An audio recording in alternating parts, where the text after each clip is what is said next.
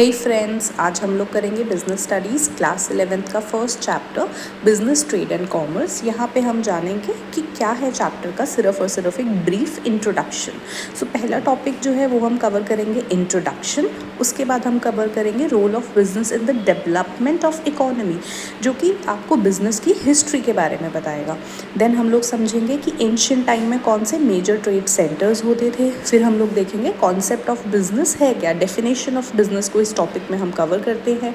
Then हम लोग अलग अलग कैरेक्टरिस्टिक्स समझेंगे बिजनेस एक्टिविटीज़ के।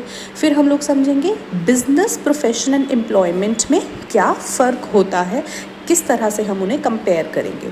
फिर हम लोग समझेंगे क्लासिफिकेशन ऑफ बिजनेस। ये सबसे इंपॉर्टेंट टॉपिक है इस चैप्टर का, जहाँ पे हम लोग industry, commerce and trade and auxiliaries to trade को समझेंगे। सबसे ज़्यादा क्वेश्चंस इसी टॉपिक से आते हैं।